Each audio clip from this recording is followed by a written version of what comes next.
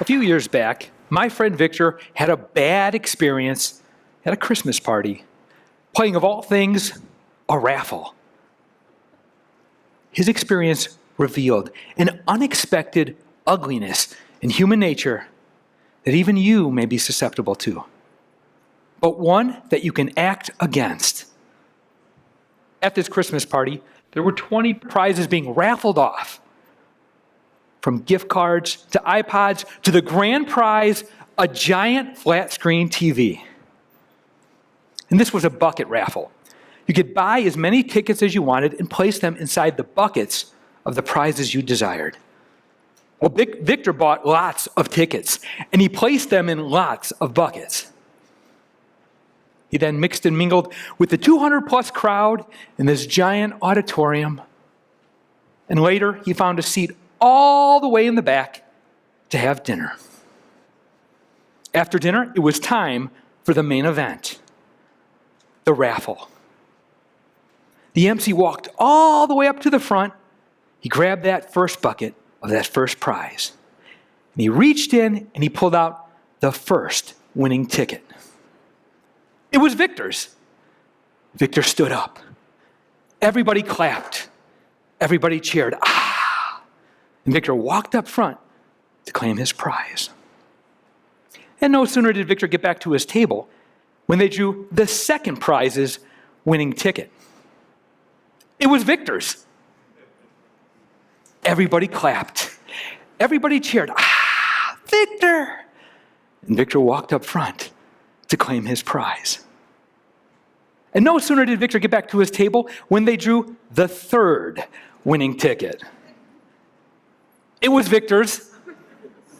He said, Garrett, this time they didn't clap. They booed. Even this nice old lady who I had a great dinner conversation with, she booed me. And she didn't even buy a ticket for the raffle. It got uglier. Throughout the auditorium, you could hear cries of, "It's fixed! The game is rigged!" And I felt so guilty about winning all those prizes.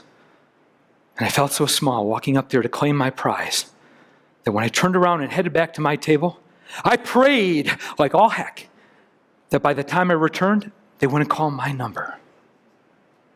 Well, no sooner did Victor get back to his table when they drew the fourth winning ticket. It wasn't Victor's. He said, Garrett, thankfully, they didn't call my numbers the rest of the night. The meaning behind Victor's unexpected experience hit me loud and clear. People like it when you have success, just not too much. And if you're perceived as having too much success, people will cry foul or unfair advantage, even when they don't have a stake in the game. So I asked Victor, where were you with all these ugly people at this Christmas party? And he said, my church. And it hit me again that even in a positive and supportive environment, a Christmas party at a church, human nature can rear its ugly head even in the best of us. Victor succeeded in doing two things that day. One, he won a lot of prizes. And two, he ticked a lot of people off. Given the right or wrong circumstances, we can behave ugly. And sometimes we don't even realize we're doing it. And sometimes we see others having success, like Victor, and we don't know how to act. Think a moment about your rival sports teams, their fans, or even opposing politicians. We can behave ugly. We're not immune. I experienced ugly behavior in an international speaking organization that I belong to that prides itself on being positive and supportive. And as advertised, the people there are the best and most positive I've ever met. 3 years ago, when I was new to the organization and I didn't know what I was doing, and some of you are thinking, Garrett, you still don't know what you're doing. I entered a lot of speech contests, and I had a lot of success.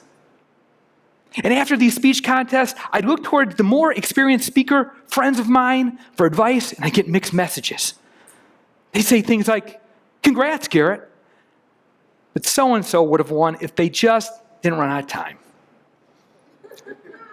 "Well done, Garrett, but you know, Tommy would have won if he just hadn't forgot his speech."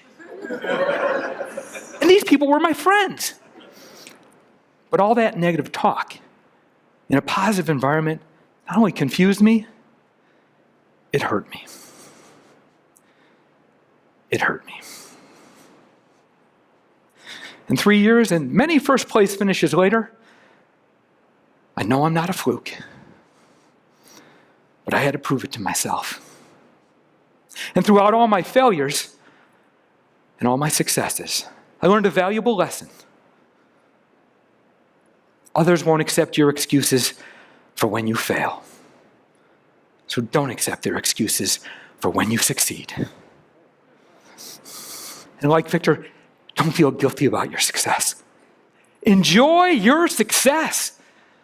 I know firsthand, you won't always have success. And sometimes the ugly truth is, if others can't rob you of your success, they try to rob you of your joy, of your success. I know that firsthand too.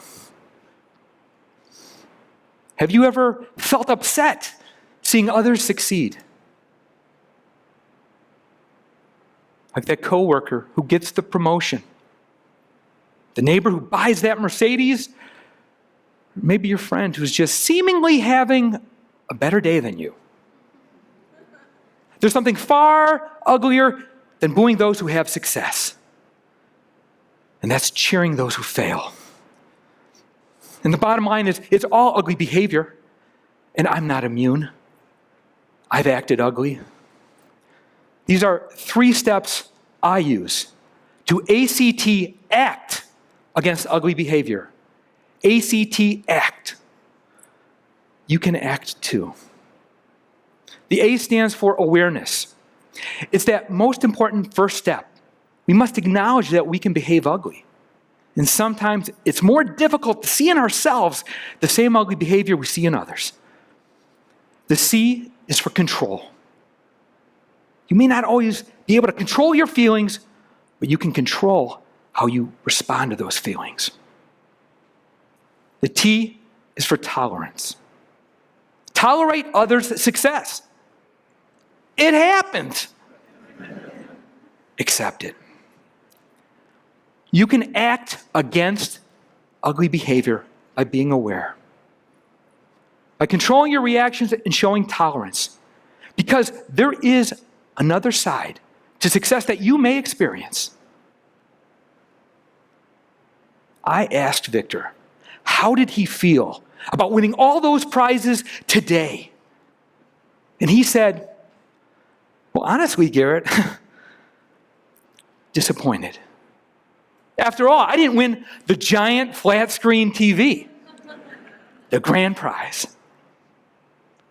And that's that flip side to the truth about success. From your own personal perspective, you can never have too much of your own success.